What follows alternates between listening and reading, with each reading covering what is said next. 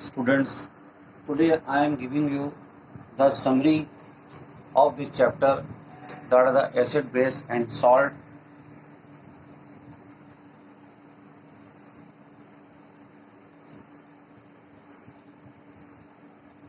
क्या है ये समरी? यहाँ देखिए, हमने जो बात करी थी एसिड की, तो एसिड क्या है, ये टेस्ट में अगर हम देखें तो यहाँ पर हमने कहा था कि ये स्वाद में खट्टे होते हैं, यानी दे आर सोर इन टेस्ट। ये पहली पहचान थी, ठीक है। अगर आर्हेनियस के अकॉर्डिंग हम बात करें तो एसिड वो सब्सटेंसेस हैं विच गिव्स एच आयन, जो एच आयन्स यहाँ पर हमको देते हैं। और अगर इसको हमें पहचानना हो तो उसको पहचानने का तरीका क्या होता है कि ब्लू लिटमस जो है वो रेड हो जाता है अगर हम लिटमस पेपर से इसको चेक करना चाहें। अब इसके बाद में आता है इसके सोर्सेज क्या हैं एसिड के। तो सोर्सेज हमारे दो तरह के थे। एक सोर्सेज थे हमारे जो थे ऑर्गेनिक सोर्सेज थे, नेचुरल सोर्सेज थे। दूसरे हमारे पास में थे इनऑर्गेनिक। तो ऑर्गेनिक में हमारे पास में आप कह सकते हैं कि जितने भी फ्रूट्स हैं, जैसे सिट्रिक फ्रूट्स हैं, तो ये हमें क्या दे रहे थे, सिट्रिक फ्रूट्स हमें दे रहे थे, एसिड्स दे रहे थे यहाँ पर।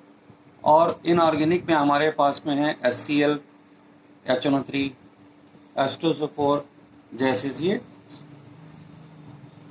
एसिड्स हैं। अब मैंने आपको बताया था कि सोर्स ऑफ एसिड्स, जैसे कि विनेगर में क्या था हमारे पास में, एस्टिक एसिड था। अगर हम एप्पल की बात करें तो यहाँ हमारे पास में क्या था, मलाइक एसिड था।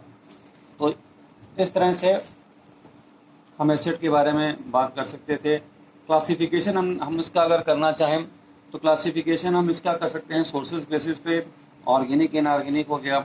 एक टर्म मैंने यूज़ किया था बेसिसिटी। तो बेसिसिटी एसिड्स के लिए वो टर्म है कि कोई भी एसिड कितने एच आयन रखता है। अब यहाँ पर एक एच आयन है तो इसकी बेसिसिटी, क्योंकि एक एच आयन है तो इसकी बेसिसिटी हो जाएगी यहाँ पर 1। इसके पास में कितने हैं, 2 एच आयन है तो इसकी बेसिसिटी हो जाएगी 2। अब आयनाइजेशन के बेसिस पे हमने देखा था कि स्ट्रॉन्ग और वीक एसिड दो तरह के हमारे पास में एसिड होते हैं। स्ट्रॉन्ग एसिड में हमारे पास में कौन है, HNO3 कह लीजिए, HCl कह लीजिए। वीक एसिड में हमारे पास में CH3COH एस्टिक एसिड है। स्ट्रॉन्ग एसिड कौन से ऐसे होते हैं जिसका कंप्लीट आयनाइजेशन हो जाता है, कंप्लीट आयनाइजेशन है। यहाँ पर क्या होता था, पार्शियल आयनाइजेशन होता था, पार्शियल आयनाइजेशन होता था इसमें। तो इस तरह से हम दो पार्ट में इसको डिवाइड कर सकते थे। कंसंट्रेशन के बेसिस पे भी कह सकते हैं हाईली कंसंट्रेटेड और डाइल्यूट एसिड। वहाँ पर अमाउंट हमारा जो है, जब अमाउंट ऑफ सब्सटेंस ज़्यादा हो जाएगा तो उसको हम लोग बोल देते हैं कंसंट्रेटेड एसिड। कंसंट्रेटेड एसिड में अमाउंट ऑफ सब्सटेंस ज़्यादा होगा, वीक में यहाँ पर कम हो जाएगा। बेसिस की अगर हम बात करें, यहाँ पर बेसिस वो सब्सटेंसेस हैं जो बिटर होते हैं टेस्ट में, अगर हम टच करें तो स्लिपरी होते हैं। और according to Arrhenius which gives OH negative ion, hydroxyl ion जो देते हैं वो बेस होते हैं। अगर हम चेक करना चाहें लिटमस से तो रेड लिटमस को ये ब्लू कर देते हैं। यहाँ पर एग्जाम्पल्स की अगर हम बात करें तो बेकिंग सोडा ये, या अगर हम बात करें सोडियम बाइकार्बोनेट NaSCO3, Na2CO3, ये सब भी क्या कहते हैं, बेसेस ही हैं। अब इसमें एक खास कैटेगरी, जो बेसेस वाटर में डिजॉल्व हो जाते हैं उनको हम लोग कहते हैं एल्कली। एल्कली कौन है, वाटर डिजॉल्व्ड बेसिस। तो इस तरह से हम कह सकते हैं कि all the alkalis are bases but all the bases are not alkalis. तो ये याद रखने की बात है, इस तरह से हम इसको कह सकते हैं बेसिस के बारे में। अब क्लासिफिकेशन यहाँ पर देखें तो इसका भी क्लासिफिकेशन हम लोग स्ट्रॉन्ग और यहाँ पर वीक बेस के फॉर्म में हम क्लासिफिकेशन कर सकते हैं। इसका अगर हम देखना चाहें तो स्ट्रॉन्ग बेस हमारे पास में कौन से थे, NaOH हमारे पास में एक स्ट्रॉन्ग बेस है, और वीक की बात करें तो अमोनियम हाइड्रोक्साइड एक वीक बेस हमारे पास में। यहाँ पर भी एसिडिटी की बात आती है, एसिडिटी 1 2 3 डिसाइड करते हैं कि हमारे पास में बेस कितने OH आयन को दे सकते हैं। अब जैसे ये हमको एक OH आयन देगा तो इसकी एसिडिटी 1, ये हमको 2 OH आयन देगा तो इसकी एसिडिटी 2 हो जाएगी।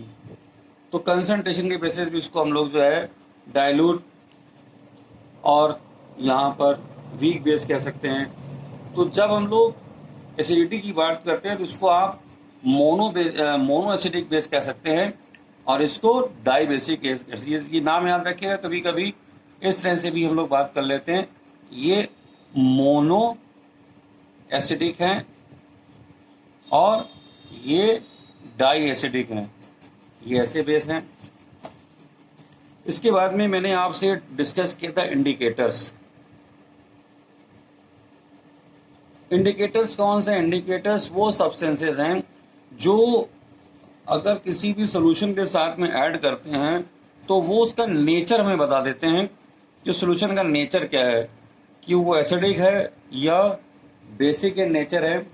हमारे पास में कई तरह के इंडिकेटर्स होते हैं, नेचुरल इंडिकेटर है, ओल फैक्ट्री इंडिकेटर है, सिंथेटिक इंडिकेटर्स हैं और यूनिवर्सल इंडिकेटर है। नेचुरल इंडिकेटर को हम लोग ज़्यादा यूज़ करते हैं। इसमें लिटमस जो है ये भी नेचुरल इंडिकेटर होता है, जो कि लिटिन नाम के प्लांट से हम लोग इसको बनाते हैं। और इसके अलावा टर्मरिक भी जो है वो नेचुरल इंडिकेटर है।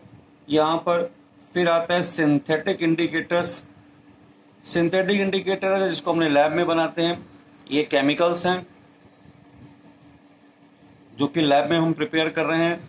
इसमें दो बहुत ही इंपॉर्टेंट इंडिकेटर्स हैं, एक है फेनोल्फ्थलीन,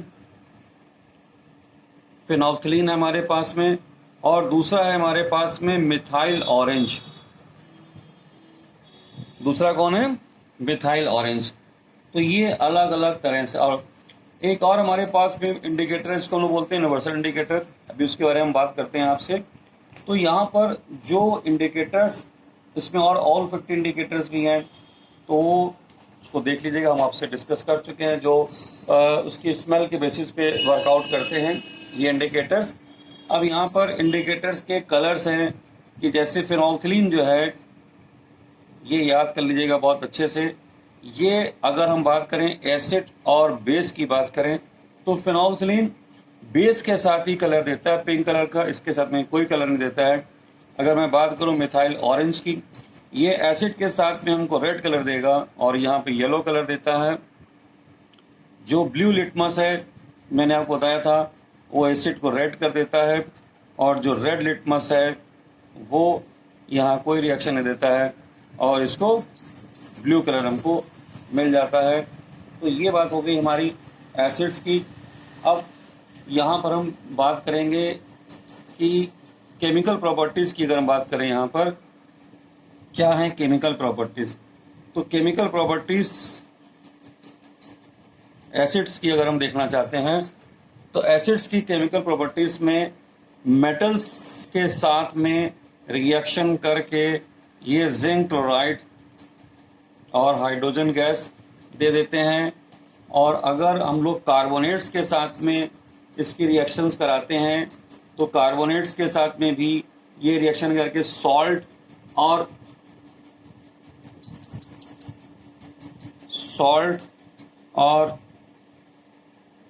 कार्बन डाइऑक्साइड गैस और वाटर देते हैं। तो ये बाइकार्बोनेट्स के साथ भी इसी तरह से रिएक्शन देते हैं। यहाँ पर CO2 की अगर टेस्टिंग करनी हो तो उसको लाइम वाटर में हम पास करेंगे और लाइम वाटर हमारा मिल्की हो जाता है। तो इस तरह से मेटेलिक ऑक्साइड्स जैसे कि कैल्शियम ऑक्साइड, इसके साथ भी रिएक्शन देखने को मिलती है, और ये कैल्शियम क्लोराइड और साथ में वाटर हमको मिल जाता है, तो इसके साथ भी रिएक्शन करते हैं।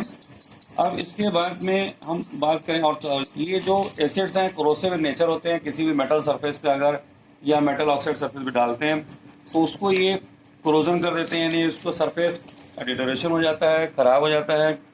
अब हम बात करें अगर बेसिस की केमिकल प्रॉपर्टीज़ की, तो बेसिस हैं हम बता चुके हैं, बिटर हैं, सोपी हैं, और ये अगर मेटल के साथ में रिएक्शन करते हैं ये बेसिस, तो एक बहुत ही यूनिक कंपाउंड बनता है सोडियम जिंकेट। तो याद रखिएगा, ये बहुत ही खास कंपाउंड है सोडियम जिंकेट। इसी तरह से एल्युमिनियम के साथ भी बनता है सोडियम एल्यूमिनेट। और अगर हम यहाँ पर non metal oxides, carbon dioxide क्या है, नॉन मेटल ऑक्साइड्स हैं, इसके साथ में अगर रिएक्शन देखेंगे तो हमें मिलता है Na2CO3, और वाटर हमको यहाँ पर मिलता है। एसिड बेस की एक बड़ी पॉपुलर रिएक्शन होती है जिसको हम लोग कहते हैं न्यूट्रलाइजेशन रिएक्शन। इसको याद रखिएगा, ये कॉमन है दोनों के लिए। तो यहाँ पर अगर एसिड और बेस कंबाइन करते हैं तो ये NaCl और वाटर फॉर्म कर देते हैं यहाँ पर। तो ये हो गई हमारी बात यहाँ पर एसिड बेस के रिएक्शंस की। इसके यूजेस आपको देखिए, जो भी आप पढ़ेंगे तो यूजेस चाहे एसिड्स के हों और बेसिस के हों, ये आपको याद होने चाहिए। जैसे एसिड, सल्फ्यूरिक एसिड जो है वो बैटरी और इन्वर्टर में यूज़ करते हैं। HCl क्लिनजिंग एजेंट की तरह यूज़ होता है। टार्ट्रिक एसिड हम यूज़ करते हैं बेकिंग पाउडर बनाने के लिए। NaOH यानी कि सोडियम हाइड्रोक्साइड, सोप्स, और इस तरह से आप जो है ये कंपाउंड्स स्टडी हम करेंगे। अब इसके बाद में हमने आपको बताना था कंसंट्रेशन के बेसिस पे, अगर H ion concentration OH ion concentration से ज़्यादा है तो ये एसिडिक नेचर होता है सोल्यूशन का। अगर OH ion concentration H ion concentration से ज़्यादा है तो ये सोल्यूशन बेसिक हो जाता है। अगर ये कंसंट्रेशन दोनों ही इक्वल हैं तो ये हमारा जो है न्यूट्रल सोल्यूशन हो जाता है। ये कंसंट्रेशन के बेसिस पे हम लोग एसिड और बेस यहाँ पर एक्सप्लेन कर सकते हैं। अब अगर हम बात करें इसको पीएच के बेसिस पे, तो पीएच हमारा क्या है, ये है power of hydrogen ion concentration, इसको हम लोग बोलते हैं। पीएच के लिए एक फॉर्मूला हमने आपको बताया था, -log H ion concentration. H ion concentration suppose करिए अगर -8 है तो pH की वैल्यू हमको मिलेगी -log 10 की पावर -8, तो ये आ जाती है +8। याद रखिए, मैंने आपको बताया था ये जो नंबर यहाँ पे लिखा होता है माइनस पावर के साथ में, यही हमारा pH बन जाता है। अब pH में अगर ये 7 है तो ये न्यूट्रल हमको मिलता है। अगर ये pH हमारा <7 है तो ये एसिडिक नेचर हो जाता है। अगर यही pH <7 है तो ये बेसिक इन नेचर हो जाता है कंपाउंड हमारा। तो यहाँ पर हम लोग pH के बेसिस पे इसको बता सकते हैं। और इसके बाद में pH स्केल हमने यहाँ पर देखनी है। pH स्केल एक ऐसी स्केल है जो 1 से 14 तक इसकी वैल्यू होती है। यहाँ पर जो 7 है, ये अगर pH इसकी जो मिनिमम वैल्यू 1 है और मैक्सिमम वैल्यू 14 तक जाती है। अगर लेफ्ट में जाते हैं तो एसिडिक करेक्टर इंक्रीज करता है, ये इंक्रीज कर रहा है यहाँ पर। और अगर हम राइट में जाते हैं तो बेसिक करेक्टर यहाँ पर इंक्रीज कर रहा होता है pH स्केल में। एक तरह से ये कंपेरिजन के लिए स्केल बनी है कि अगर आप दो एसिड्स को कंपेयर करना चाहें, यहाँ पर देख सकते हैं। इसी के बेसिस पे हम लोग यूनिवर्सल इंडिकेटर को देखते हैं, जो कि एक स्केल है जो कलर को वहाँ पे कलरफुल हमको रीडिंग्स देती है। इसको हम लोग pH पेपर भी कहते हैं। तो ये बेस्ड है हमारी pH के ऊपर। इसको यूनिवर्सल इंडिकेटर भी हम लोग बोलते हैं। यूनिवर्सल इंडिकेटर का एडवांटेज क्या है कि हमको सॉल्यूशन के नेचर के साथ साथ में उसकी ये भी बता देता है कि कंपैरेटिव स्ट्रेंथ बता देता है कि ये स्ट्रॉन्ग एसिड है या वीकर एसिड्स है। तो ये जो अगर यूनिवर्सल इंडिकेटर की बात करें तो pH 7 के लिए हमको ये ग्रीन कलर देता है और 14 के लिए पर्पल कलर दे देता है और 1 के लिए हमको रेड कलर दे देता है। तो यहाँ पर अगर ये pH हमारे पास में सपोज करिए अगर 6 आ गया तो ये आपको येलो कलर दे सकता है और ये हो जाएगा एसिडिक और ये एक वीक एसिड कहलाएगा, वीक एसिड कहलाएगा। अगर pH 4 ले लेते हैं तो इसको हम लोग माइल्ड एसिडिक बोल सकते हैं और यही अगर pH 1 या 2 हो जाता है तो ये स्ट्रॉन्ग एसिड कहलाता है। सिमिलरली ये चीज हमारी यहां पर भी लागू होती है कि अगर pH 8 है तो ये वीक बेस है। याद रखिए ये कैसा है, वीक बेस है हमारे पास में। और ये 8 से जैसे अगर हम जाते हैं 11 तो इसको हम लोग माइल्ड कह सकते हैं और 13 पे ये हमारा स्ट्रॉन्ग बेस हो जाता है। तो pH की वैल्यूज भी यहाँ पर डिसाइड करती हैं कि ये किस तरह का बेस हम यहाँ पर यूज कर रहे हैं। तो ये हो गई आपकी pH से रिलेटेड। अब pH के यूजेस क्या हैं हमको ये देखना है। pH के यूजेस डेली लाइफ में यूजेस यही हैं कि अगर हम बात करें ह्यूमन बॉडी में भी इसको डिस्कस किया जा सकता है। अगर मैं ह्यूमन बॉडी के बारे में बात करूं आपसे तो pH का जो सबसे पहले बात आती है एवरीडे लाइफ में ह्यूमन बॉडी से रिलेटेड, तो हम जानते हैं कि स्टमक में pH की वैल्यू जो है वो 1 से 2 तक इसकी वैल्यू वहां पर रहती है। स्ट्रॉन्ग एसिड है, HCl है, डाइजेशन के लिए जरूरत होती है। अगर हम बात करें एक और बड़ा इंपॉर्टेंट एस्पेक्ट है टूथ डिके। अगर हमारे माउथ का pH लेस देन 5.5 होता है तो दांतों का इनेमल खराब होना शुरू हो जाता है। तो इसीलिए हम लोग क्या करते हैं, एक पेस्ट यूज करते हैं जो कि एल्कलाइन इन नेचर होती है ये पेस्ट हमारी। और ये क्या करती है, माउथ में होने वाले जितने भी हमारे एसिडिक जनरेशन जो होती है उसको ये न्यूट्रलाइज कर देती है ये पेस्ट।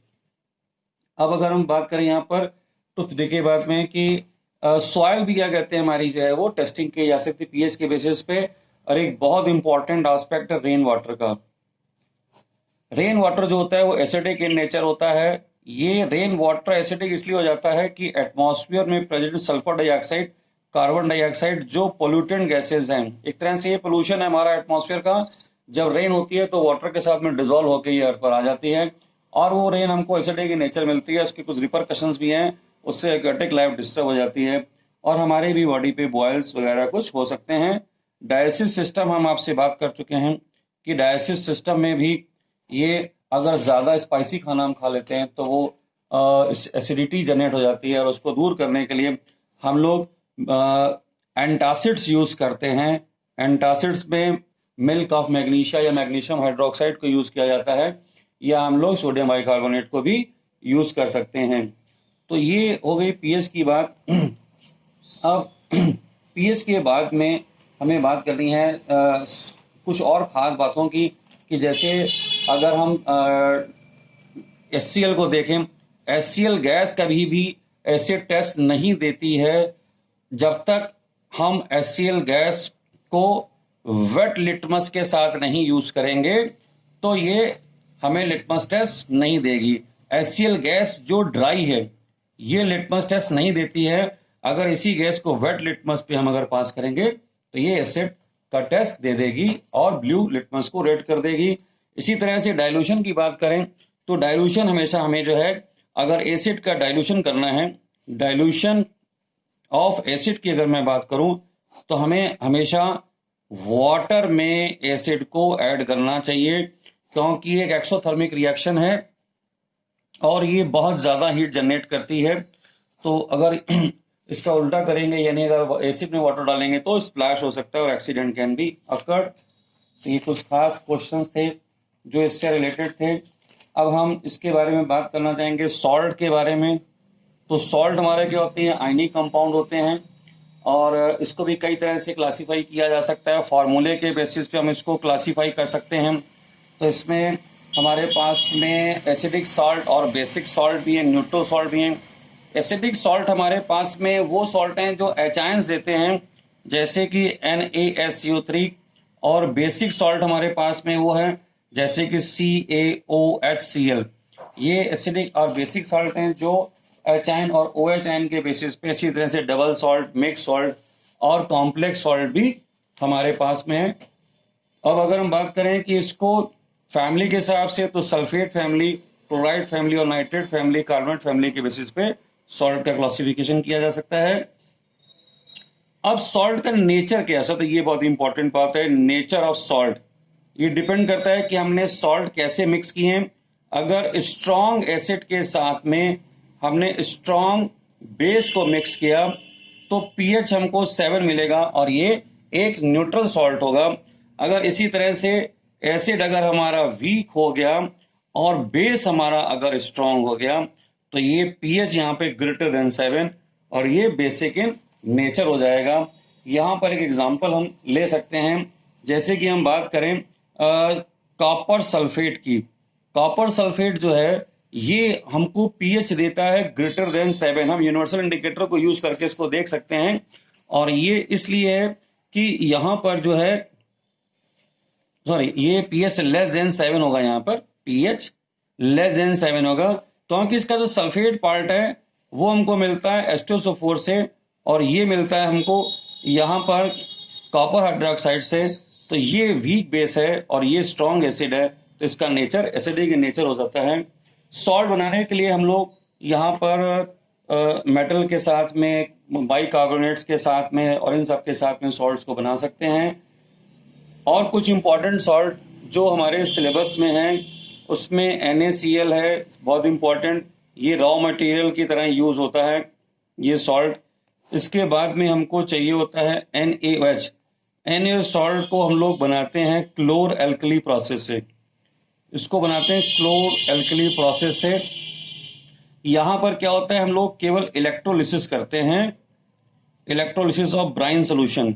याद रखिएगा, ये मेन बात है। वहां पे इलेक्ट्रोलिसिस करते हैं हम लोग ब्राइन सोल्यूशन के, और हमको यहाँ पर NaOH तो मिलता ही है, साथ में क्लोरीन और हाइड्रोजन भी मिलते हैं बाई प्रोडक्ट की तरह। अब इनके यूजेस की बात करें तो NaOH हम जानते हैं कि जो है वो सोप और डिटर्जेंट बनाने के लिए बहुत ज़्यादा यूज होते हैं।